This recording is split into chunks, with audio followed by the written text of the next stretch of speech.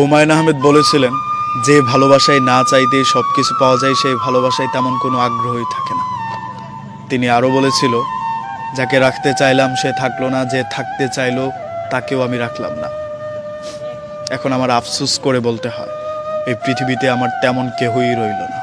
এখন আমি প্রচণ্ড শক্তিশালী, হেসে খেলেই সব উড়িয়ে দিতে পারি। অথচ দেখো, তুমি আমাকে সেই কবে ছেড়ে গিয়েছ, কিন্তু তোমার দেয়া দুঃখগুলো ক্রমশই আমাকে পুড়ে ছারখার করে দিচ্ছে।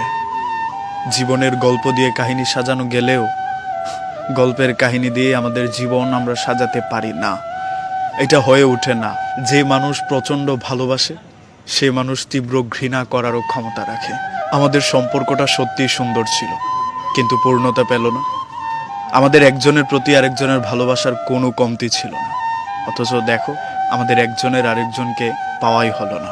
মানুষের প্রচণ্ড ভালোবাসাকে আমরা মাঝে মধ্যে মূল্যায়ন করতে চাই না, কিংবা করে হয়ে ওঠে না। আপনাকে একজন প্রচণ্ড পরিমাণের ভালোবাসে, তাকে ঘৃণা করে বসে থাকি, অথবা তার ভালোবাসাটাকে তাচ্ছিল্য করা হয়। কিংবা একজন মানুষ আমাকে রাখতে চাইলো, আমি থাকলাম না, অথবা যে আমার কাছে থাকতে চাইলো তাকেও আমি রাখলাম না। এন্ড অফ দ্য ডে আপনি দেখবেন আপনার কেউই রইল না। কারণ মানুষের অবহেলার একটা মেজর পয়েন্ট থাকে, এর বেশি অবহেলা করলে মানুষ থাকতেও চায় না। আপনি যেটা ভাবছেন যে আমি তো আমি কাউকে ছেড়ে দিলাম, ছেড়ে দিতেই পারি, আমি কাউকে ভালোবাসলাম, ভালোবাসতেই পারি। একটা সময় পর্যন্ত আপনার যুক্তি ঠিক থাকলেও একটা সময় পর গিয়ে দেখবেন কেউই আপনার সাথে নেই। মানুষ অহংকার অহমিকা নিয়ে তেমন বেশি দিন চলতে পারে না। একটা মানুষকে আপনি অবহেলা করেই গেলেন, একটা সময় গিয়ে মানুষটা পাথর হয়ে যাবে, তখন সেই মানুষটাকে আর পাবেন না।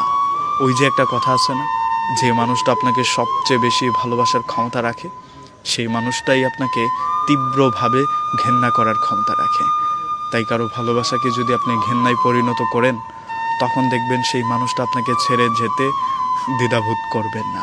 তীব্র সত্য হচ্ছে, একজন আপনাকে ভালোবাসে, অনেক ভালোবাসে, কিন্তু আপনার অবহেলা তাকে শক্তিশালী করে তুলেছে। এখন সে হেসে খেলেই সব কিছু উড়িয়ে দিতে পারে, আপনাকে ছেড়েও আসতে পারে। আপনার দেয়া দুঃখ কষ্ট তাকে হয়তো পোড়াবে, কিন্তু সে কখনোই আপনাকে আর ফিরে পেতে চাইবে না। তাই কারো ভালোবাসাকে এমনভাবে নেবেন না যে সে আপনাকে ভুলে যাওয়ার ক্ষমতা তৈরি করে ফেলে। মানুষকে শাসন করা যায়, একটু দূরে রেখে অভিমান দেখানো যায়, কিন্তু আপনি যখন আপনার ইগো আর অহংকার নিয়ে বেঁচে থাকতে শিখে যাবেন, তখন ধীরে ধীরে মানুষ আপনাকে ছেড়ে চলে যাবে। একটা সময় গিয়ে আপনাকে পেতে ইচ্ছে হলেও আপনার এই ইগো আর অহংকারের কারণে আপনার কাছে ভিড়তে চাইবে না, কারণ এটা মানুষের স্বভাব।